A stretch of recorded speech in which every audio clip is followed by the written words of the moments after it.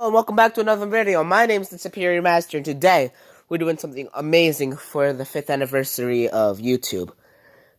We're gonna do the entire FNAF history in one take. By the way, disclaimer before we start, take this with the tiniest grain of salt possible. I am doing this in one take. I'm gonna make a lot of mistakes if I do this in one take. I'm literally filming this on the YouTube upload system, so it's proven that it's only one take. Also, we're gonna start with the games in the games. You know, the games in the game. What the heck did I just say? We're gonna start with the games like that are already established. So we're not gonna just do a game before it. Pizzeria that's been known to exist but isn't in the games. We're not gonna do that. Okay, so 3, 2, 1, start. So they open up a location called called Juniors. This is actually the first location we can actually see in game that's confirmed. So Juniors is a good success because of the failure of the past location. They've added special facial recognition because someone killed some children at the other location. So it's all going jolly all nice for them. And then the designer of the animatronics kind of gets a little antsy, and turns out he was the murderer. He murders some more children, becoming the night guard. That happens. Now the animatron, and then he puts the animatronics. You know the classic story. Kids in the animatronic suits. Animatronics get mad. Souls control the animatronics. That type of stuff. You know, jolly old business. So after he does that, the animatronics, obviously mad that they're dead now, goes on to attack the next security guard. Well, not attack him immediately.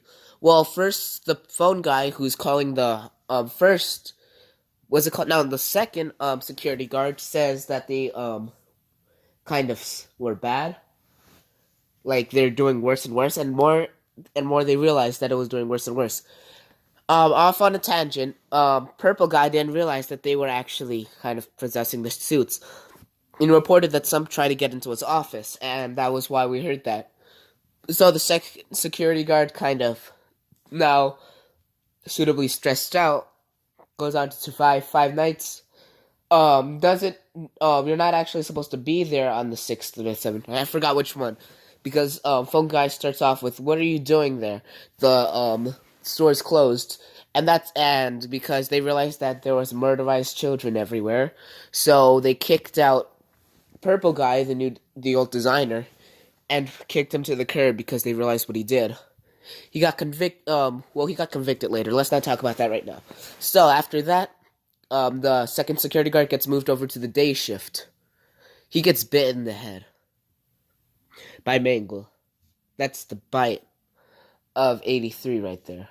So now Purple Guy, considerably mad right now, decides that the only thing to do is to sneak into another location, do the exact same freaking thing, and get that place taken down. So that's what he does. You work as his son, which he actually had before, but he disowned that son for reasons, because he didn't believe it was his, or knew it was his, but didn't claims for it not to be his. So he works there, almost gets killed by like a bunch of animatronics, and then he gets kicked out for reasons. I'm not sure what those reasons are, but he gets kicked out for reasons. Now, kind of mad, he goes to another location, the first location, and takes apart the animatronics, realizing that they're horrifying. The souls, thinking that they were the father who kind of murderized them, goes over and kind of stuffs him inside a Springtrap suit, and that kind of happened. Purple Guy, getting news of this, considerably stressed out, tells his daughter that that the animatronics aren't fun to be around. His daughter doesn't listen and gets scooped by the animatronics. By Baby. So he gets really mad at all of these animatronics and shuts them underground, making sure no one can go there again. Here's the thing. He sends, I forgot which one. I think he sends his son, but wait, no, his son's already been murderized. Maybe that was in a wrong order. See, mistakes, like I said. Anyways, he tells Mike Smits, which is the guy from the FNAF 1 location, to go down in underground, tell his sister, you didn't see the air quotes, but I did air quotes, to get out of that animatronic because he realizes that the souls are haunting them. And his last shred of hope is that maybe he could save his daughter. Doesn't go that well. They kind of take over his body. Then they go to the FNAF 1 location. Then he gets himself god darn scooped. He gets himself gosh darn scooped, goes to the FNAF 1 location, gets kicked out for odor. That's where it's coming from. You saw in those mini-games cutscenes. Then he goes back to the FNAF 1 location, takes them apart for some reason, gets put in the Springtrap animatronic, realizing that his father did this, says he vows to come find them. Now, Purple Guy is obviously a convicted man. They know it, and that was what happened in the FNAF 1 location. So he got arrested, but he had a secret game plan. He had a third child, also named as Michael Afton.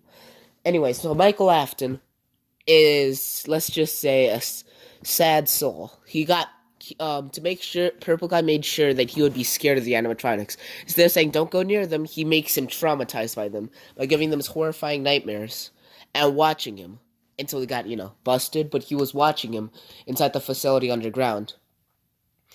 And he put some fake identities inside of there so it feels like an actual town.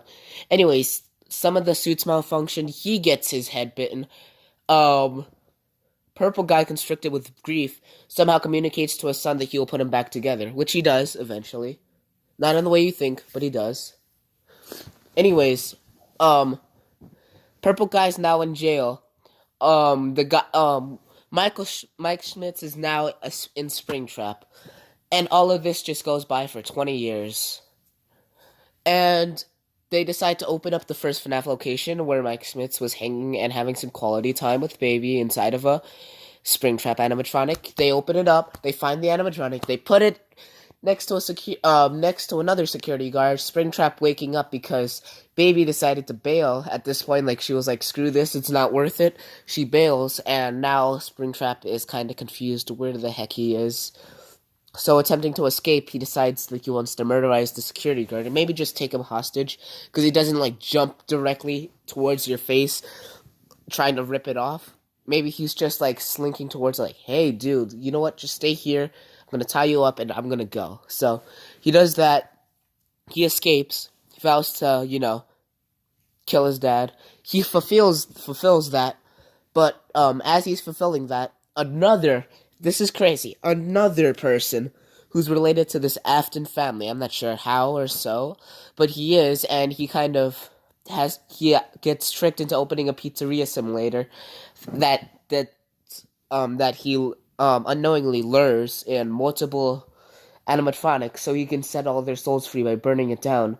And if you want to know how they know that sets their souls free, after Springtrap leaves, I think he just burned down the place. That's what I think. And all the souls there got freed, which I think is kind of nice. So now all these souls are freed, and they realize, hey, you know that jerk is sitting in jail right now? We should probably go get him. But here's the thing.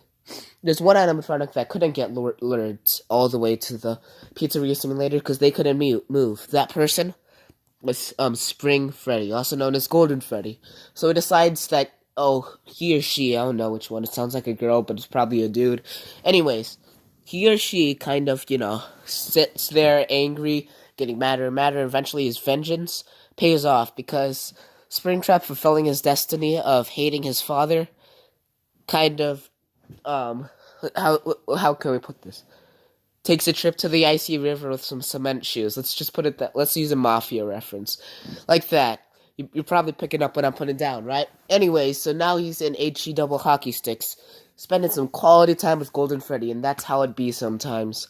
But for some reason, his AI is in some faulty code, and that made it into a game sometime in the distant future, like we're talking 30, 40 years.